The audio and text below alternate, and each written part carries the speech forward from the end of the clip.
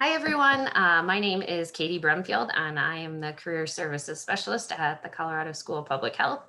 And today, for Coffee and Careers, we are talking to Rhiannon Streight. Rhiannon graduated from our school in May 2020 with her concentration in community and behavioral health. And hi, Rhiannon, how are you? Hi, it's great to see you again. I'm I so happy know. to be here chatting and connecting. I know, it's good to see you too.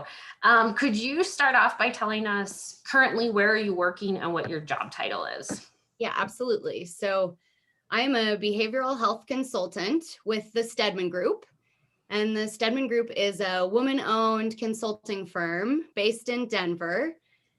And we do primarily population-based substance use disorder work, but also extend into other realms of behavioral health. I would say the majority of my work, though, is consulting in substance use disorders.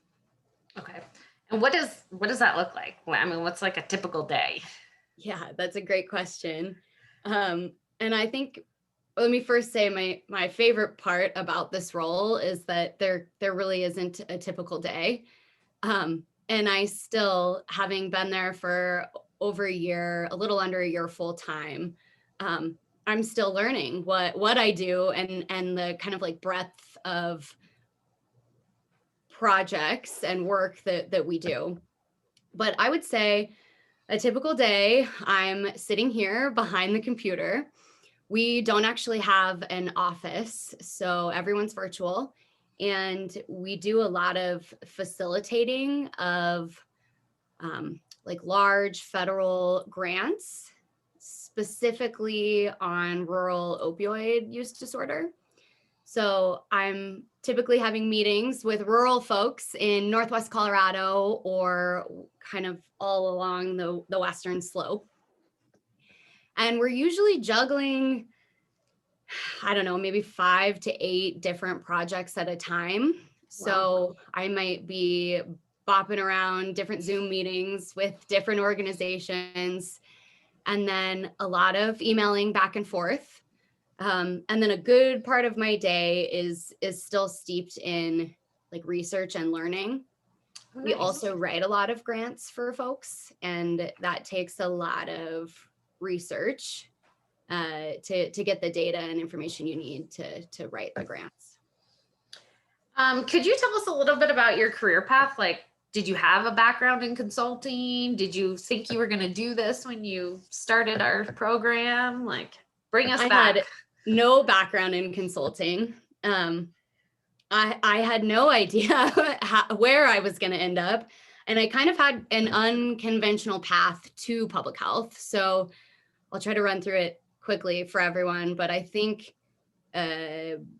where I came from is important because it all really serves me today. My undergrad was in anthropology, cultural anthropology. Love that. Miss anthropology very much. And after I graduated from undergrad, I spent a couple of years in nonprofits working mostly with early childhood education. And that was my first intro into things like social determinants of health and seeing how housing needs and food insecurity really like trickles down and impacts people in all aspects of their life. So I think in my time in the early childhood education world, it like planted that public health seed. But I left the nonprofit world and went to Costa Rica for a handful of months to get a yoga teacher training, and then spent a couple of years in kinesthetic therapy doing yoga for trauma and Wow. a lot of like body work for mental health. Mm-hmm. And that continued to fuel my need for more. And that's when I found population level public health. One-on-one was great, but I kind of wanted to pull it back a little bit more. So I applied to Colorado School of Public Health. It was the only school I applied to. I threw all my eggs into one basket, and it really paid off. I knew from the beginning I wanted to be in community and behavioral health because people are my passion and what makes me happy. And so that community focus was fantastic. But when I started my MPH, I had no idea where I was going to end up. I had no idea what type of job I wanted.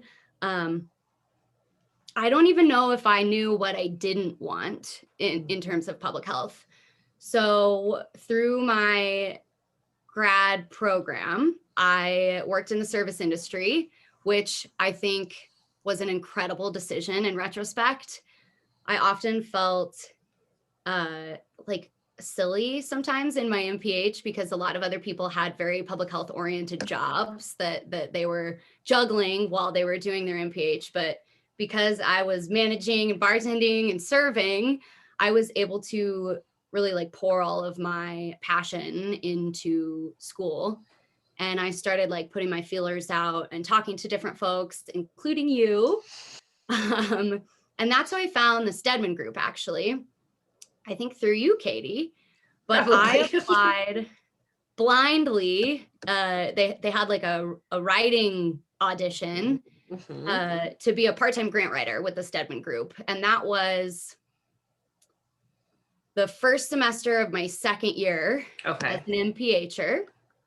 And I was so sick, the sickest week of my public health experience. And I somehow pulled it off, ended up getting the job, and worked for the Steadman Group part-time, just kind of as a grant writer for the rest of my MPH experience. And then in March of 2020, COVID happened and the world went virtual, and my fear for getting a job post-grad skyrocketed. But I continued working hard with the Steadman Group and talking to people and applying to places, but mostly just really showing the Steadman Group that I wanted to be there and all that I had learned in my program. And so in, I think, July of 2020, they offered me a full-time role. And I am still learning every day. It's been a blessing, though. I feel very lucky to have found something so quickly and to really enjoy what I do. Yeah, that's amazing. You know, a lot of people, when I talk to them about consulting, they're like, oh, that sounds interesting, but I don't have any experience. How could I be a consultant? So what advice do you have for people that are starting out, have zero experience in consulting and little experience in public health? Like, how can they be a consultant? So from my perspective, a big part of consulting is just having like an area of expertise. So in my role, that's behavioral health. And we're often working with smaller nonprofit organizations who have a ton of incredibly talented folks, but maybe not the right area of expertise to get a certain project either written or implemented, or they don't have the capacity from like an administrative standpoint to manage said project. So I think most people probably gain skills to be a consultant just in an MPH or different graduate program, but it's intimidating. And I still kind of have like imposter syndrome about being a consultant. But what it really entails is being able to juggle a variety of things at once, which you learn well in grad school, being confident in what you do know, and then learning how to figure out what you don't know. So strong research and like investigatory skills, I think, really pay off for me. And as does project management and facilitation skills. Yeah. What courses did you take at the school that have really helped you prepare for this job? Great question. I got to start with community health assessment. It was by far my favorite class as a student. And I'm totally biased because then I was the teaching assistant for the rest of my time there. So I'm putting my biases out here right on the table, but just being able to engage with community partners that you kind of learn how to do in that course, that has been by far the most valuable skill that I picked up. You really don't kind of get that in like an academic setting. So practice-based learning, I would say any course you can find for practice-based learning is fantastic. I still kick myself for not taking more policy-based classes. So I think community and behavioral health, maybe I shouldn't speak for us all, but we often maybe steer clear of some of the policy classes. And I regret that. Take more policy classes. And then I also think having a really good handle on data and how to use data to tell a story is very important. So pay attention in epi, pay attention in biostat. And then the last thing I would add is to diversify your course list as much as you can, especially if consulting is something that you're interested in. We do so many different things all the time that I think the more like pockets of knowledge that you can pull from, the better off you'll be. Yeah, that makes sense. Did you ever take a grant writing class? I did take a grant writing class. Okay. I took the grant writing class, to be completely honest, to try to get the job with Steadman. So in my resume, I wrote that I'll be taking a grant writing course the next semester. And it was great and helpful, and I think made me feel more confident in my role with the Steadman Group. I also think that grant writing is something that you can get elsewhere too. So yeah. I found it to be really hard to fit everything I wanted to fit in 2 years. And the class was valuable, but I think you can find that elsewhere. So if you're like trying to pick, that's something to consider. Yeah, you're right. There's lots of trainings online, I think. I don't know any specific, but yeah, I'm sure. Cool. Well, yeah, it sounds like a lot of the courses really help. I didn't think about that, but yeah, you're juggling all these different projects. How do you like that? Do you like kind of jumping from one project to another? Because it's very different than if you were working in an organization where this is your job. And it's very different. Yeah. In some ways it feels like home because I love education and higher ed. And so it was a relatively easy jump from a graduate program where you're juggling multiple courses at one time and like very different topics in each course. So I think it keeps me sharp and engaged and excited. But with that, it can be exhausting. And I'm kind of always worrying that I've like dropped a ball or forgotten one of the things that's going on. And I'm not a type A person. So I've had to develop some skills to just make sure that I'm keeping organized enough to juggle all of those different things. Nice. Yeah. So you graduated during a pandemic, the beginning of a pandemic. What was that like? And yeah, Katie, it was so weird. I know I've said before, but like people are my passion. People make me happy. That's why I did in-person learning.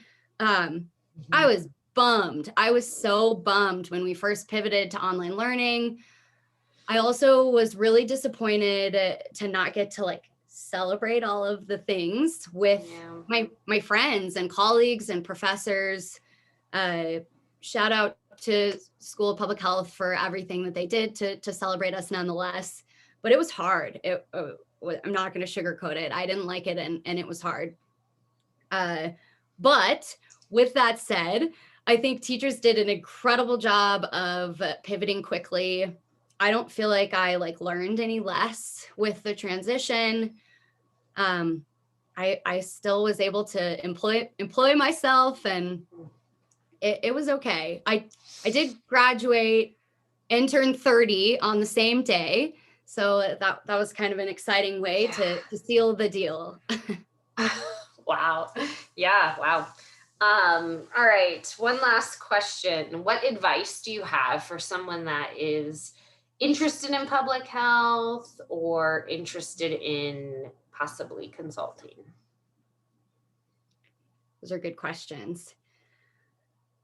I think I would invite you to give yourself time to explore, uh, really explore the different facets of public health and talk to people about what their work looks like in consulting and kind of like what you and I are doing here, what the day-to-day is like,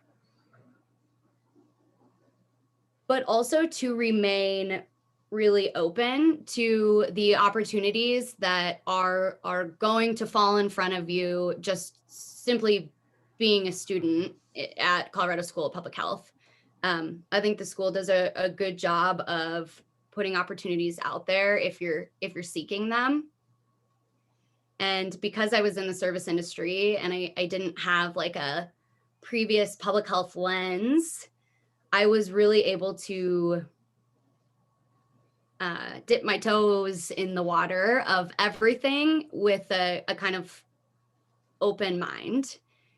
And because of that, I think I really ended up in a place that serves me and that I feel happy in and that I think I can grow and be with for a long time. Great. Thank you so much. And thank you for sharing today with about your career path and what you're currently working on. It's very cool. Absolutely. It's great to see you again and good luck to all of you watching this little interview. Thanks, Rhiannon.